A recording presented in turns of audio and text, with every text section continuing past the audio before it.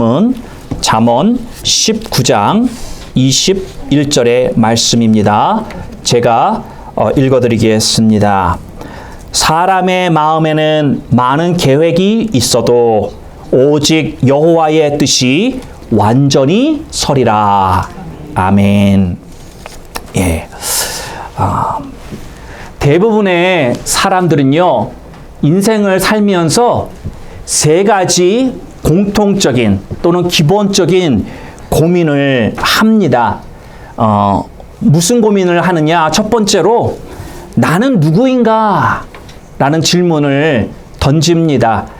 그것은 내 정체성에 관한 이슈죠. 내 아이덴티티. 제가 미국서 이렇게 자녀들을 가르치고 이렇게 목회를 하면서 미국서 태어난 한국 자녀들이 동일하게 겪는 이슈가 있습니다. 그것은 뭐냐면 내가 한국 사람이냐 미국 사람이냐, 내가 누구인가 라고 하는 정체성에 대한 고민의 시간을 갖더라는 것이죠. 근데 그것은 이 미국에서 자라나는 코리안 아메리칸 뿐만이 아니라 실은 우리 모두 다가 어느 인생의 한 순간에선가 과연 나는 누구인가? 그런 질문을 분명히 던져봤을 거라는 것이죠. 이게 왜 중요한 질문이냐면요, 나의 정체성, 내가 누구인지 정확히 알아야 내가 인생의 방향을 어디로 갈 것인가를 알 수 있기 때문이라는 것입니다. 여러분, 내가 뿌리를 모르고 내가 지금 어디에 서 있는지 모른다라고 한다면 어디로 가야 할지에 대한 답을 도출해 내기가 굉장히 어렵다는 것이죠. 그래서 그거에 대한 인생을 사는 사람들이 던지는 질문이 과연 내가 누구인가, 나의 정체성에 대한 질문을 던진다는 것입니다.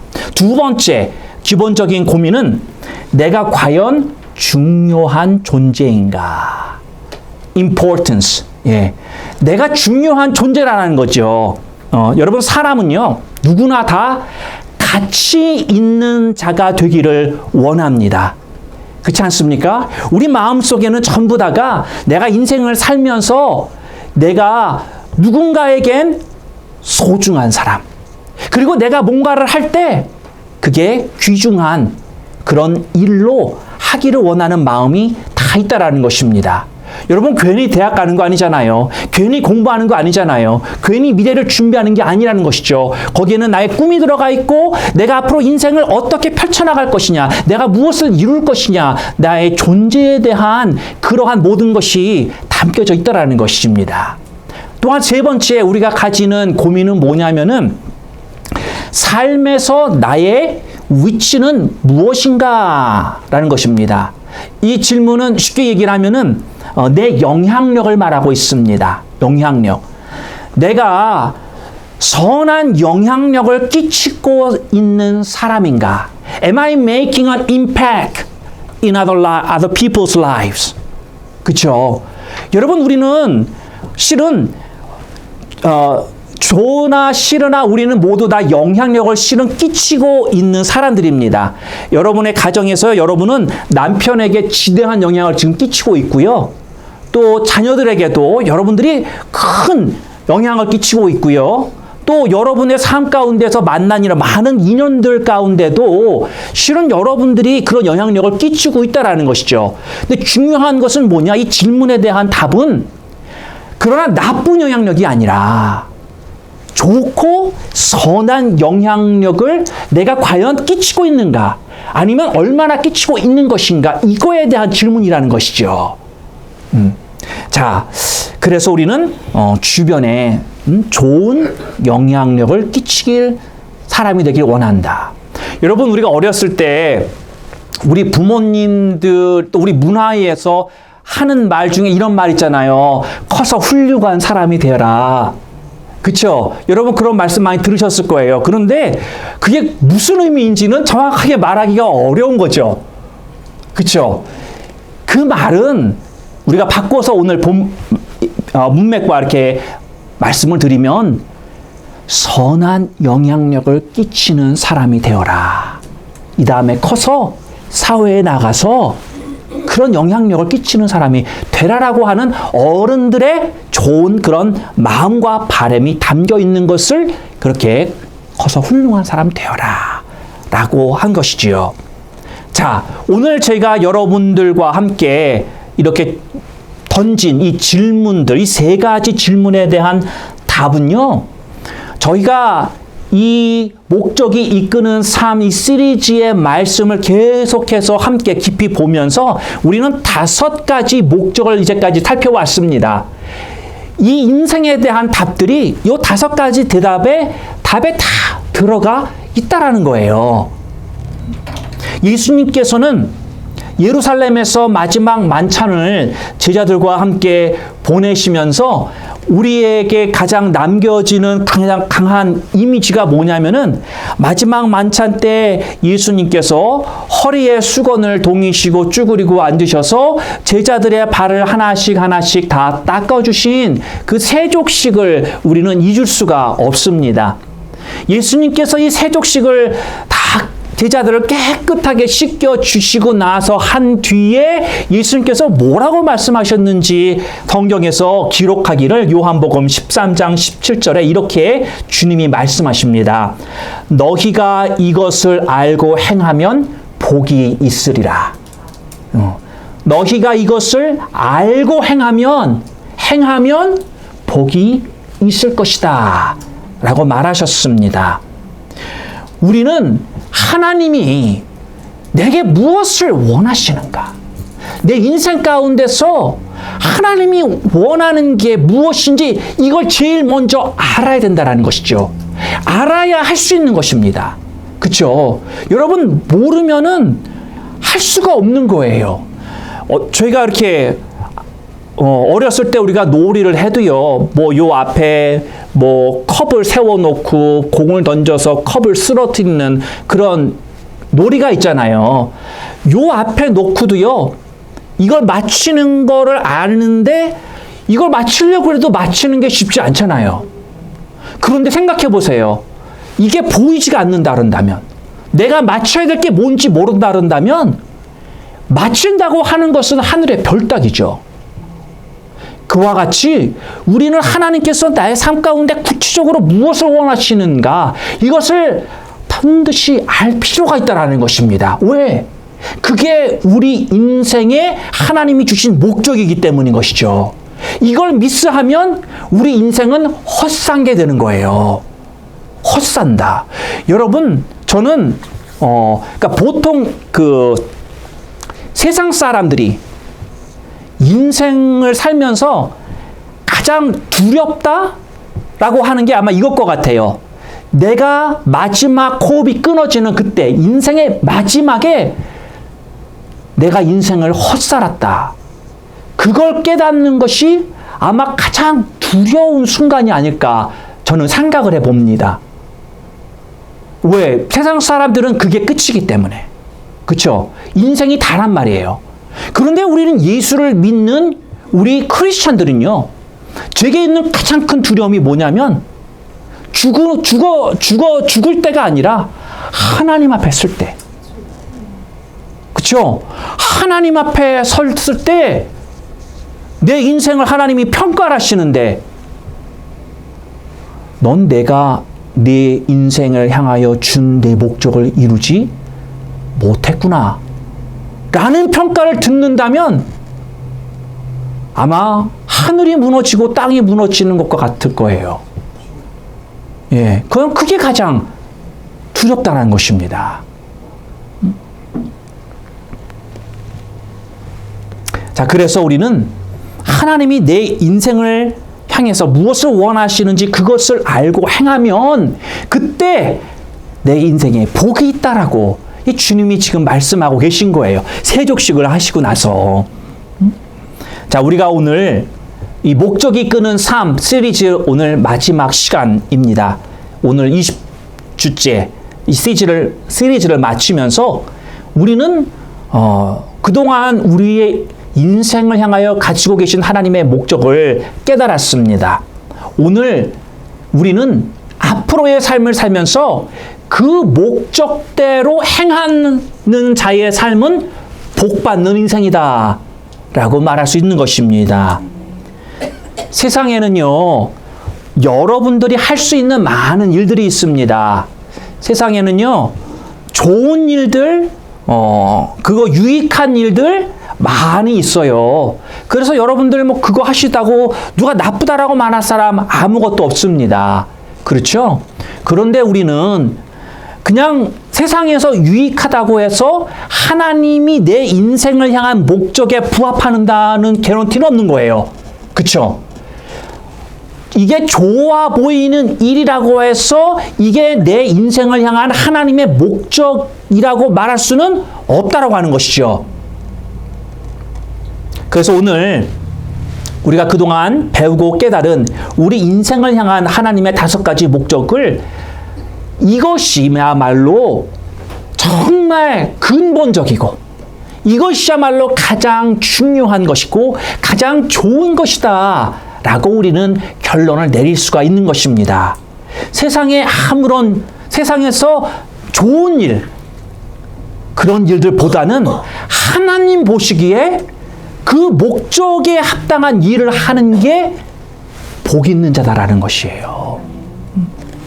오늘 저희들이 5가지의 질문을 제가 여러분들과 함께 나누려고 합니다. 우리의 인생을 생각하면서 이 5가지 질문을 생각을 해보면서 우리의 인생의 목적을 정립할 때 많은 은혜가 되시기를 바랍니다. 첫 번째 제가 여러분들에게 던지는 질문은요, 내 삶의 중심은 무엇으로 삼을 것인가? 내 삶의 중심을 무엇으로 삼을 것인가? 여러분, 누구를 위해서 인생을 사실 겁니까? 무엇이 내 삶의 중심입니까? 여러분, 어떤 분은요, 가정이 삶의 중심인 사람이 있습니다. 어떤 사람은 직업, 커리어, 이것이 삶의 중심인 사람도 있습니다. 어떤 사람은요, 스포츠가 삶의 중심인 사람도 있습니다. 또 어떤 사람은 자신이 가지고 있는 취미 생활, 여가 생활, 재미있는 인생을 살고자 하는 그것이 인생의 중심인 사람도 있습니다. 또 어떤 사람은 돈이 인생의 중심인 사람도 있다라는 것이죠. 여러분, 이게 다 좋은 겁니다. 그렇죠? 가족이 얼마나 좋고 중요합니까? 꼭 필요해요. 그리고 직업도 얼마나 꼭 필요합니까? 다 좋은 거예요. 그런데 좋긴 좋은데 삶의 중심이 되기에는 적합하지 않다라는 것입니다. 예. 여러분, 가장 중요한 게 삶의 중심이 되어야죠. 좋긴 하지요. 정말 좋고 필요하지만, 그러나 이것이 내 삶의 중심이 될 수는 없다라는 것입니다. 역대하 14장 4절의 말씀을 보면 아사왕이, 유대의 아사왕이 유다 백성들에게 뭐라고 말을 하냐면, 삶의 중심을 여호와께 두어라. 예, 삶의 중심을 여호와께 두어라 라고 말했습니다.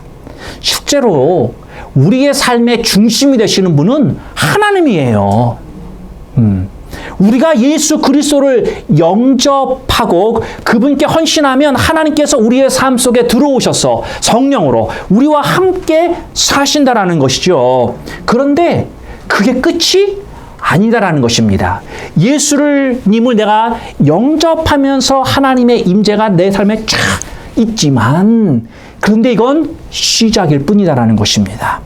우리가 예배를 드림으로써 하나님이 계속해서 내 인생의 중심에 서 계시도록 해야 한다라는 것입니다. 여러분, 하나님은 우리와 동행하시는 것은 분명한 사실입니다.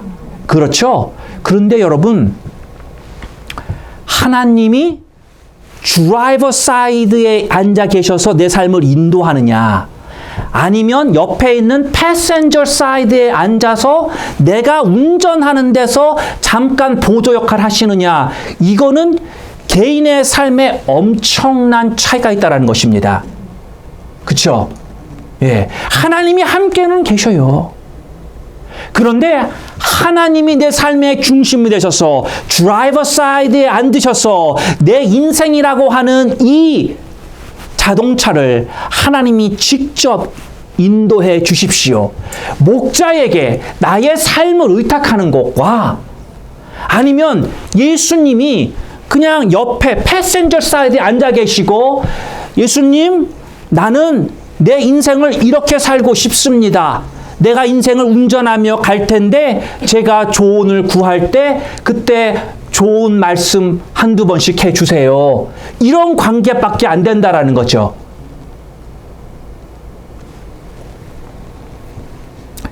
그래서 하나님이 내 삶 가운데 계속해서 중심의 역할을 내 인생 가운데 하게 하시려면 여러분, 우리는 예배의 삶을 살아야 합니다. 하나님이 나의 하나님 되심을 인정하고 내가 예배자로서 예배와 경고와 이런 모든 걸 받으시기에 합당하신 하나님을 인정하고 거기에 맞는 그 행위, 이것이 바로 예배다라는 것입니다. 예배는 실은 여기에서 주일 예배만큼 중요한 예배는 없습니다. 우리에게 가장 예배를 우리가 중요하다 중요하지 않다 따지기가 약간 좀 그런 부분이 있지만, 그러나 여러분, 주일 예배가 온 신앙의 공동체가 함께 모여서 드리는 예배와 여러분들의 삶 속에서 드려지는 예배가 실은 깊이가 차이가 난다는 거죠. 그래서 우리가 이 주일 예배 때 승리하는 힘을 가지고 여러분이 일주일의 삶 가운데 여러분의 가정에서, 여러분의 삶의 터전에서, 여러분들이 골방에서 어디가 되었던 하나님 앞에 예배의 삶을 살 때 그 힘이 이 주일날 받는 힘으로 캐리 오버가 되고, 그래서 주일날 또 왔을 때 여러분이 재충전을 받아서 이 세상에서 나가서 살 때 살 수 있는 모든 것을 받아가는 시간이 공식적으로 바로 여기다라는 것이죠. 그러니까 이것을 떠나서 제대로 신앙생활을 할 수 없다라는 것입니다.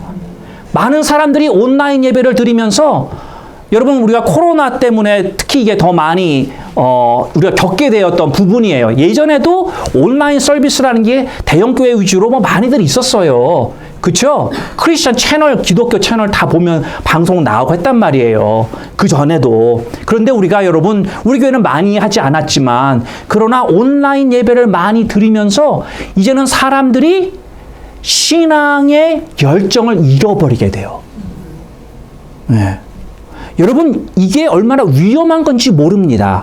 다른 말로 하나님을 사모하는 마음이 식었다라는 거죠.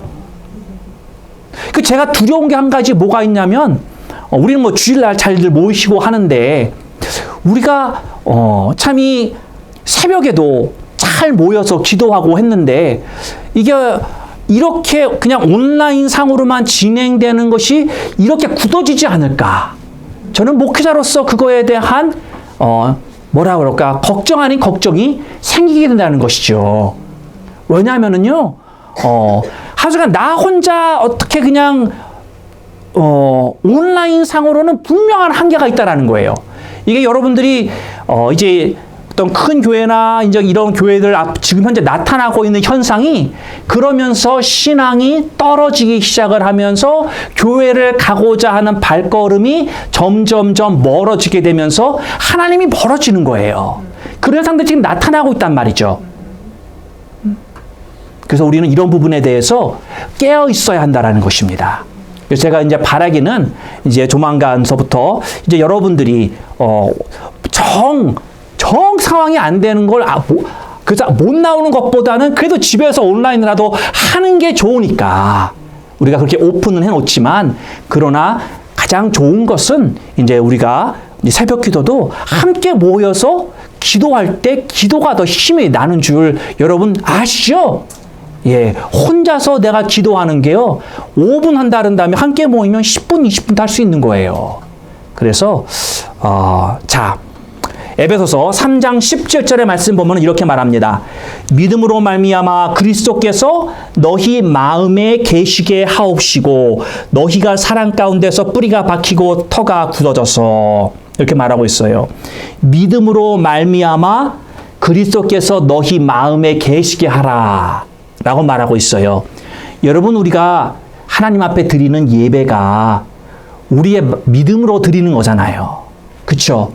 내가 믿음이 있기 때문에 그 믿음의 발현, 그 믿음이 나의 어떤 행함으로 드러나는 게 예배란 말이에요. 그러니까 다른 어떤 믿음의 행위들이 있을 수 있지만 가장 기본적이고 가장 첫 번째로 꼽을 수 있는 게 믿는 자에게는 하나님 앞에 예배를 드리는 거다라는데, 그렇게 할 때 예수 그리스도께서 내 안에 계신다. 물론 안 계신다라는 말이 아니지만, 그러나 계속해서 내 삶의 중심, 이 바로 예수님께서 이끌어 가시게 된다라는 것을 말씀하고 있는 것입니다. 자, 그러면 하나님께서 우리의 삶의 중심에 계신 것을 우리가 어떻게 압니까? 이런 질문할 수 있죠. 하나님이 내 삶의 중심이 되셨는지 안 되셨는지 아는 방법이 있습니다. 하나님이 내 인생의 중심에 계신다면 나는 신령과 진정으로 예배자의 모습으로 하나님을 예배한다는 것입니다. 예. 하나님이 내 마음의 중심에 계시다면 하나님 앞에 온전히 드려야 될 경배와 예배를 신령과 진정으로 내가 예배자의 자세로 하나님 앞에 드린다라는 것이에요. 반대로 내 마음의 중심에 하나님이 안 계시다면요, 나는 걱정과 근심에 살아갈 때라는 것입니다. 걱정과 근심이 있으면 마음에 불안한 마음이 생기게 됩니다. 네. 그래서 여러분, 걱정과 근심은요, 하나님이 지금 내 마음의 중심에서 옆으로 밀려났다라는 신호예요. 경고예요. 경고. 네. 여러분 한번 생각해 보세요. 아, 내가 이번 주 근심과 걱정 속에서 살았나?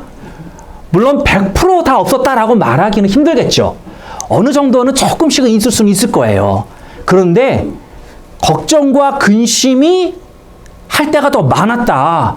그러면 이건 굉장히 힘든 삶을 지금 살고 있는 거죠. 여러분, 걱정과 근심이 있으면 내 몸이 얼마나 무거워지는지 모릅니다. 그렇죠? 아침에 일어나는 것도 힘듭니다. 그렇죠? 밤에도 자다가 선잠 자요. 자꾸만 깨고 걱정과 근심이 있으면 식욕도 떨어지고요. 예. 다이어트 하고 싶으신 분은 걱정 근심 많이 하세요. 자, 그런데 그게 아니라고 한다면 건강한 삶을 살아야죠. 그렇죠? 건강한 삶을 살려면 육신적이나 우리가 영적으로 건강한 삶을 살려면 하나님이 내 마음의 가슴에 중앙에 계셔야 되는 거예요. 그렇게 하려면 어떻게 해야 된다고요? 하나님 앞에 온전한 예배를 드린다라는 것입니다. 그러니까 여러분이 오늘도 주님 앞에 나오셔서 예배를 드릴 때 내가 하나님 때문에 오늘 교회 갑니다. 하나님 만나러 갑니다. 하나님 예배 가운데 나를 만져주시고 하나님 또한 내 귀에 떨어뜨려 주시는 그 주님의 말씀을 내가 기대하는 마음으로 갑니다. 하나님, 이런 마음으로 나온다면 하나님이 여러분 마음의 중심에 계신다는 거예요. 그러나 오늘도 내가 걱정과 근심 가운데 아이고 왜 가나, 아이고 가기 이런 마음이었다라고 한다면, 예, 하나님이 가운데 계시지 않으실 거라는 거죠. 자, 두 번째 우리가 던지는 질문은 나는 어떤 성품의 사람이 되어야 하는가? 어떤 성품의 사람이 되어야 하는가? 라는 질문입니다. 이것은 제자도에 관한 질문입니다. 첫 번째 질문은 예배에 대한 질문이었고요. 두 번째 질문은 discipleship, 제자도에 관한 질문입니다. 나는 어떤 사람이 될 것인가? 여러분, 하나님은요, 우리가 무엇을 하느냐 보다는 우리가 어떤 사람이 되느냐, 이거에 더 큰 관심을 가지고 계십니다. 여러분, 제가 여러분들에게 교회에서 섬기는 걸 하지 말아라 이런 말이 아닙니다. 제가 지금 말하는 거는 이런 거예요. 행위 중요하죠. 예, 우리는 믿음의 행위가 있어야 될 거예요. 그렇죠? 예, 또 사랑의 수고가 있어야 돼요. 이런 게 있는 게 당연한데, 그런데 우리의 마음에는 우리가 잃지 말아야 될 생각이 뭐냐면은, 하나님은 내가 뭘 하는 것보다, 그러니까 섬기고 이것저것 하는 거, 이것도 하나님이 기뻐하시지만, 그러나 이것보다 더 중요하게 생각하시는 게 뭐냐? 내 존재가 어떠한 사람이 되느냐. 하나님은 이거에 더 집중하고 계시다라는 것입니다. 여러분, 우리는 영원한 나라에 갈 거예요. 그렇죠? 그런데 영원한 나라에는요, 여러분이 이 땅에서 가지고 갈 게 없어요. 그렇죠? 여러분이 벌어놓은 $1,000,000 하나도 못 가지고 갑니다. 예. 여러분이 이 땅에서 뭐 박사학위를 받아서 많은 걸 배우고 공부해서 그 지식도 하늘나라로 다 못 가지고 갑니다. 그런데 여러분이 가지고 가는 게 하나 있어요. 뭔지 아십니까? 여러분의 성품입니다. 여러분의 성품. 이건 하늘나라로 가지고 갈 수 있어요. 그래서 우리가 이 땅에서 하나님이 그렇게 예수를 본받고 닮아라. 성장해라. 그 성장의 마지막 고울이 어디까지예요? 예수님처럼. 그렇죠? 예수님처럼 모든 방면에서 다 닮기를 하나님이 원하신다라는 것입니다. 그러니까 여러분이 뭘 많이 한다기보단도 하나님의 척도는 뭐냐? 내가 얼마나 예수 그리스도를 닮았는가. 이게 척도라는 것입니다.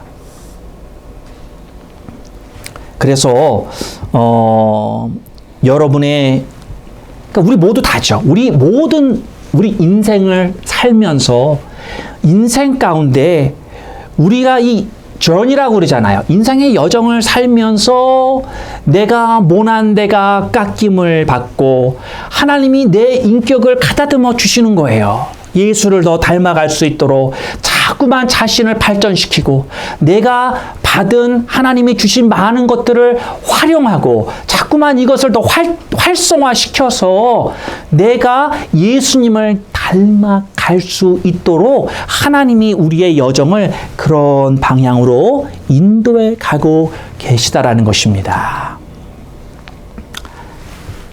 그래서 우리의 삶 속에 드러나는 열매들이 있습니다. 무슨 열매일까요? 성령의 열매들이 자연적으로 우리는 맺혀져야 하는 것이에요. 그러니까 여러분들이 내가 예수님을 얼마나 많이 닮았는가 라는 이런 질문을 할 때 여러분들이 쉽게 내가 재볼 수 있는 것이 성령의 9가지 열매를 내가 어느 정도 맺고 있는가, 그걸 생각해 볼 수 있는 것이죠. 또 여러분들의 신앙의 어떤 목적 가운데 나는 이런 열매를 더 맺었으면 좋겠구나, 그런 생각이 드는 부분이 있을 거예요. 그럼 그걸 목적을 삼아서 내가 예를 들면서 내게는 인내가 부족해.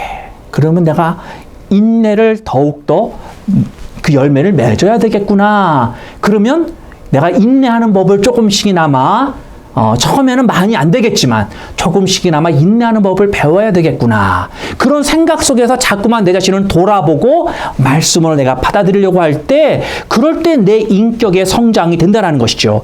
이거를 가지고 우리는 천국에 갈 수 있다는 거예요. 다른 거는 못 가지고 가도. 또 우리가 우리에게 큰 도움이 되는 그런 말씀이 있습니다. 바로 우리가 지금 새벽 기도 가운데 나가고 있는 산상수훈. 예수님께서 산 위에서 많은 사람들을 모아놓고 가르쳐 주신 그 산상수훈의 주옥 같은 말씀들을 내가 삶 가운데 나를 투영해 볼 수 있는 거예요. 내가 그 말씀으로 보면서 내가 정말 이러한 말씀의 열매들이 나에게 있나 살펴볼 수 있다는 것이죠. 자, 그래서 우리는 이 열매라고 하는 거는요, 금방 맺히지 않는다라는 것입니다. 우리는 지금 긴 인생을 사니까 60년, 70년, 80년, 90년 보지만 매년 여러분 우리는 열매를 땁니다. 그죠? 뭐라 그랬더라? 제가 먹은 그 야채가 갑자기 기억이 안 나네. 있었는데 나무를 뒤 마당에서 따서 먹잖아요. 신선초요? 하여튼 뭐가 됐든 간에 1년에 한 번은 열매를 맺는단 말이에요. 그렇죠? 이거 사과가 됐든 배가 됐든 참외가 됐든 1년에 한 번 이렇게 과실이 맺히니까 우리가 볼 적에는 너무 이게 자연스러운 생각을 갖잖아요. 어차피 얘네들은 때가 되면 열매가 맺히는 거야 라는 생각을 가지고 있듯이 여러분 우리의 삶 가운데 이런 성령의 열매, 하나님께서 기뻐하시는 내 인생의 열매를 맺는다라고 하는 것이요, 금방 맺혀지지 않는다라는 거예요. 이거는 여러분의 인생을 쭉 가면서 긴 시간 동안에 여러분들이 수고해야 한다라는 것입니다. 다른 말로 조급해하지 말라라는 거예요. 예, 조급해하지 말지만 그러나 또 체념하시는 분이 있어 또 아예. 체념도 하면 안 돼요. 체념해도 안 되고 조급해도 안 되고 중요한 것은 내가 계속해서 내 인격이 성장하고 있는 것이냐. 성장하고 있는 것이냐. 이게 놀라운 게 뭐냐면요. 내가 성장하고 있는지 아닌 것은요. 내 주위 사람이 압니다. 나는 잘 몰라요. 그렇죠? 예, 내가 아는 사람도 있긴 하지만 그러나 주변 사람이 더 빨리 안다라는 것이죠. 그러니까 여러분 집에 가서 한번 물어보세요. 남편이나 가족이나 친구한테 내가 올해 성장을 좀 한 것 같습니까? 벌써 6월 지금 중순이 되는데 예, 올해 2022년 내가 좀 성장한 것 같아요? 예. 그럼 여러분 그럴 거예요. 그러면 그 질문을 받은 사람이 그게 뭐예요? 그러면 안 되겠죠? 네. 그러니까 짧죠, 사실은 6개월은. 그렇죠? 그러나 몇 년 또는 10년 어떤 거는요. 정말 평생 내가 그것과 싸워야 되는 게 있어요. 싸워야 되는 게 있어요. 내가 어렸을 때부터 보고 자란 그건요. 지금 내가 70인데 그걸 고치려고 한다. 예, 정말 죽기 살기 각오가 아닌 이상 하늘나라까지 가지고 아마 가야 되지 않을까. 그러면 하나님이 기뻐하시진 않겠죠. 예, 하나님의 책망받을 거예요. 예, 사실이에요. 그런데 힘든 게 있다라는 거죠. 그러나 의외로 조금 쉬운 것도 있어요. 그렇죠? 내가 한 50대부터 내가 했던 거다. 그러면 아무래도 좀 덜 어렵겠죠. 평생 했던 것보다. 그러니까 이런 것들이 있으니까 중요한 것은 내가 계속 성장해야 된다. 언제